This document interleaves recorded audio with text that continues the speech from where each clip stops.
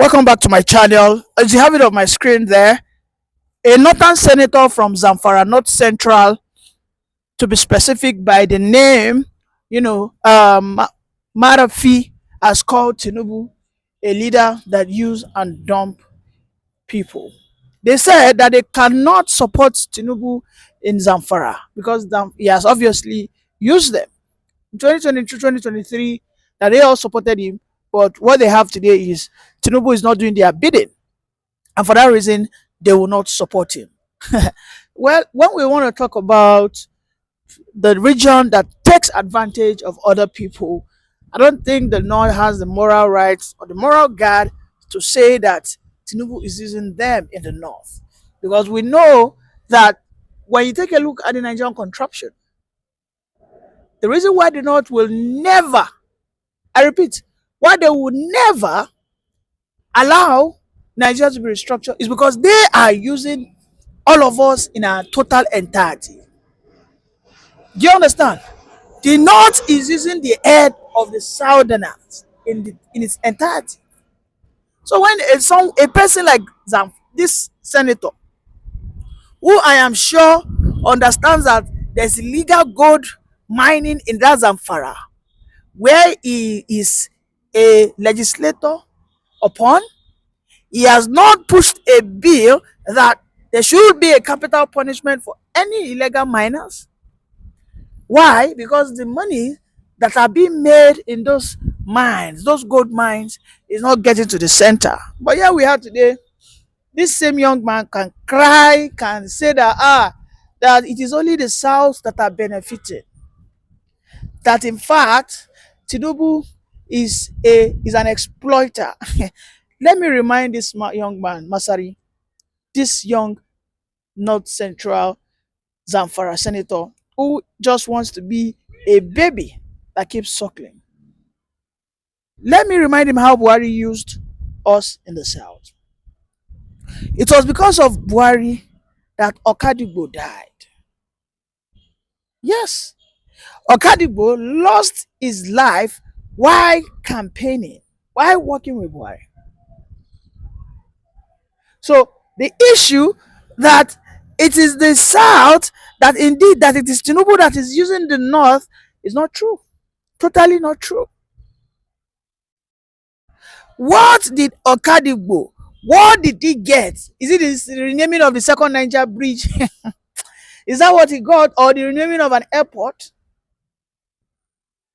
If there's any legacy, if there's anybody that should have enjoyed Buhari the most, should have been Okadigbo, because Okadigbo carried Buhari matter for head like my dada.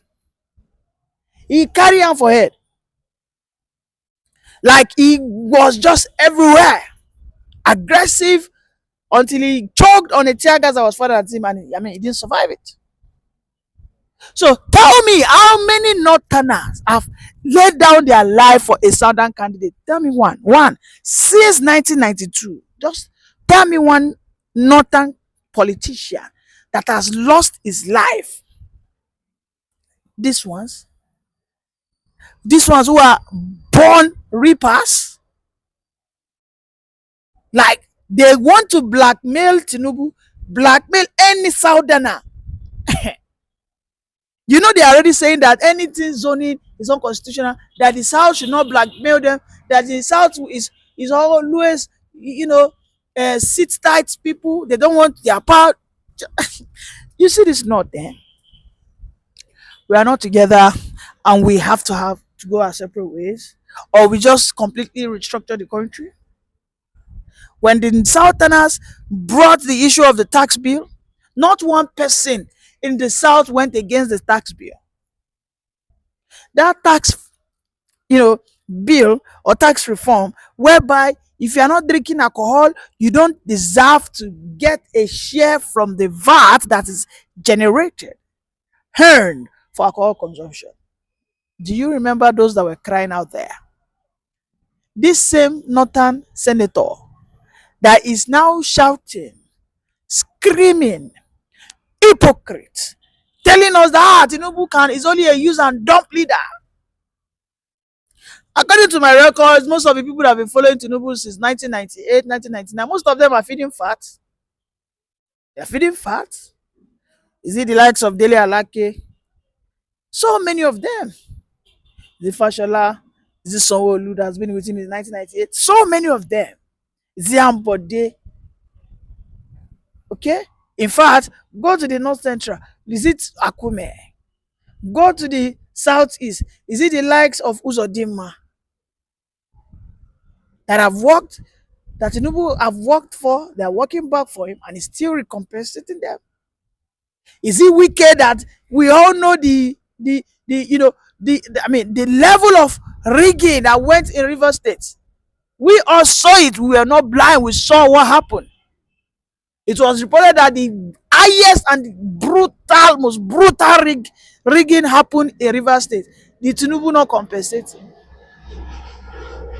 In fact, when Tinubu was there, when Tinubu initially became the president, the first people he appointed were the Northerners. After Gbajabiamila, Mila, he's appointed Nurubadu, and he appointed so many other Northerners. Yes, I'm not supporting Tinubu. I am not a Tinubu supporter. All of you know it. So, my fellow obedient, if you cannot take it, I'm sorry. I'm only being objective here that the North are hypocrites. Today they are screaming, say Obi, say Peter Obi. If Obi gets in there, if Obi does not give them the larger share of the appointment and allocation, Obi is in soup. Oh. I'm saying it now. Oh. So we must prepare our mind that as we are praying that the North should please finally endorse Obi, we must have it at the back of our mind that if the North give you a goat, in return, they want not an elephant, not a cow, but an elephant. That is who they are. That is absolutely who they are. Buhari that we saw how Tinubu wanted to die for after the demise of Ugbekwe, because Ugbekwe was the chief campaigner then before Tinubu now came on board. Tinubu campaign under sun, under rain, under shine. What did Buhari do to him immediately became the president? He started sacking Tinubu's appointment. Kami Adeosun was removed. The financial minister. The woman that told the colonial masters, imperialists, that forget about removing subsidy. We have our African problems, and we will profile our African solutions in due time. Allow and permit us for now to keep testing the waters. That was what Kemi Adeosun said. Who were the people that brought allegations? They started saying, Kemi Adeosun, she did not graduate. She doesn't have NYSC. She forged this. And when she saw that, man, these guys want to spoil my reputation, she had to resign. She was forced out. Basically, Buhari even chased away Tinubu like, what are you doing here? We did not hear Pim. I swear. It was by 2020, 2021 that I started reading those stories, because Tinubu was so matured with the way they sidelined him. The likes of Kiari, those were the cabals in the Aso Villa. They didn't allow anybody to access Buhari. Even those that were his direct helpers, these were the people that lifted him. Oh. So one person in the North will come and gaslight me or gaslight my fellow Southerner. I won't allow it. It's not going to happen, not under my watch. For as long as they want to be the self-centered people, that anytime a Southerner who dares to win the election gets in there and does not bow, crawl, and they step on his head, I will continue to speak against the Northern hegemony. Because this is nothing but an hegemony. It is a structure of hegemony. Yes. Yes. When Buhari was there, we the Southerners were complaining. But we never saw the Northerners complain for one day. Now Tinubu is there, the Southerners are still the one complaining the most. But all of a sudden, the Northerners, who couldn't for any moment speak against the inadequacies, the ineptitude, you know, the incompetency of Buhari, everything now, now they understand what is competence. Now they understand what is good governance. Now they understand that Tinubu removal of the subsidy is a sign of unpreparedness.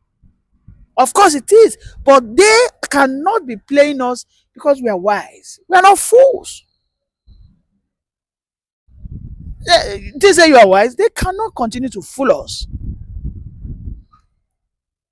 Even we, our eye don't clear, our eye don't open, we don't see them. We don't know, say the North will frustrate Tinubu when he gets there. Or any other Southern candidate had gotten there, they would have frustrated him. Unless, of course, you become their stooge. Tell me how anybody from the South will get in there. Whether Amechi shouting, he was, well, no problem. If Amechi gets there, they will do. In fact, Amechi will be a complete one-off, like a complete useless Southern president. When Amechi was a minister under Buhari, where did he build universities? Where did he build railway? Who were the people you took to China for this transportation technologies acquisition skills? Out of 1,000, Amechi took over 80% who are Northerners to China. When they asked him, he said, it's because in the South we still have access to education. Imagine, see the Baba where they talk nonsense. See, when you are in the federal character position, whatnot, you are supposed to side by side protect your own regional interest than other interests. It's not it shouldn't be a situation whereby other interests will not be above your own region. Then at the end of the day, you think you can use it to campaign. You will see this man, he will put he will put on the turban. That's Amechi. He will say it's a guinea of is it Katsina? Hypocrite. Hypocrite. And this is why I always say that, please, Obi, don't be too calm in ADC. Have conversations. These are genuine conversations that Iwalo come, that it is your own turn. Why is it your turn? Because not because you are the pillar of the ADC, but because in the South we have to fight for our interests, and also you are the most popular candidate in the South above the president.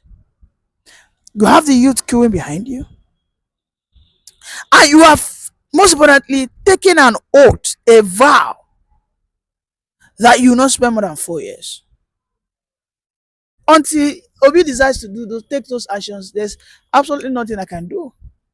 Because we have seen Atiku come out. Atiku have said he wants to contest. Atiku have said nobody can stop him. Atiku have asked Obi, what are you still doing in Labour Party? Come and join us. Or they have threatened and threatened and threatened Obi from here and there. Now it is some Southerners who are saboteurs, who are now shouting that Atiku has every right, who are now saying that ADC will not have zoning. They are not saying that zoning is not even constitutional, so no party should talk about zoning. You understand? So these gimmicks that they are playing with Obi needs to rise, wake up, and either go back to Labour Party or stay in ADC, and he should declare to us that anything that happens, he will go by it. Yes, because we do not need false hope. So many people have said if the North fail to give this man the presidential ticket, they will support him. In fact, Dejan just said something that he would rather support a Tinubu over him having an article. He has said it. He has said he will even vote Tinubu over him having an Obi because Obi is not looking decisive. Though I agree with him, let's just listen to him briefly.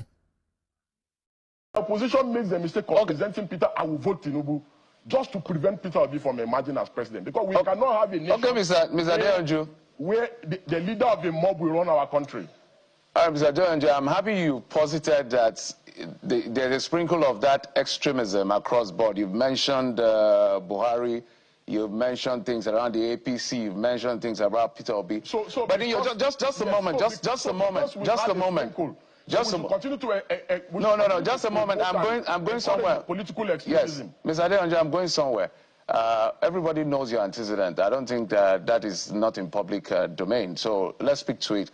And that has to do with the fact that with the route you're going in terms of the, is it fire for fire or response for response, isn't yourself now descending to the same space or the same pedestal or the same bottom of that cliff that you're trying to say people should not descend to with the action you're taking already? If you get my drift. You see, Peter, if Peter does not want to be criticized, he should go back to his house and be eating jollof rice.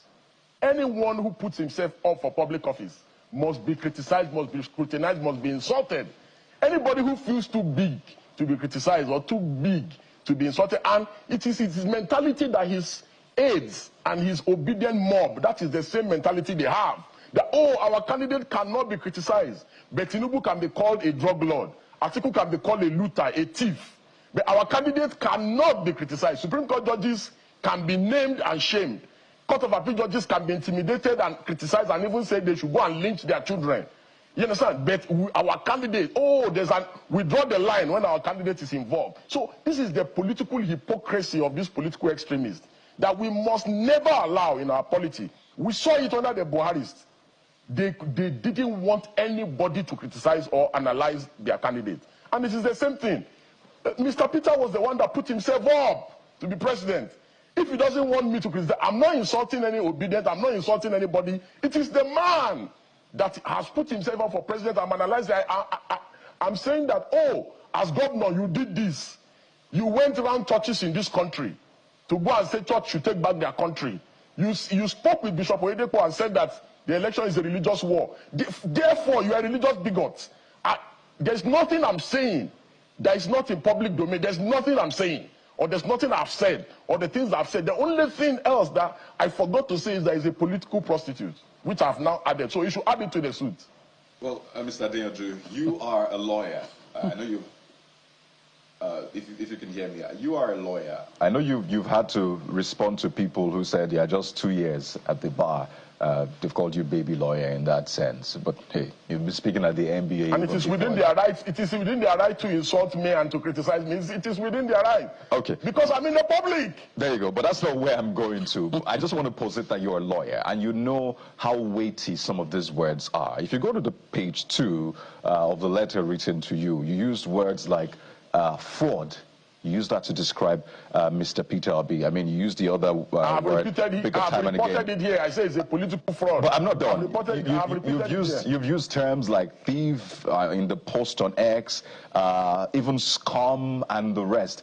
I mean, aside the fact that you're a lawyer, a lot of people see you as a gentleman. And, I mean, there are ways you can approach these issues without using those words. Why? On those same spaces, social media, there are young Nigerians who look up to you. And they say, well, I want to be like Mr. Deji Adeyanju. But when they see you using these sort of terms, they wonder, aren't there other ways to approach this without descending into the gutter, as Jeffrey said, being who you are? Yeah, I didn't get that last part. I said, aren't there ways to approach this without seemingly descending into the gutter? I understand the context of the question. I understand the context of the question. So, simply put, very simple. Everything I've said is directed at Mr. Peter Obi. Everything I've said. And if you look at how the conversation started, I was not the one who initiated the criticisms. All I did was I criticized him and said, why should you be in Egypt when you have an election in Ekiti to win? Go and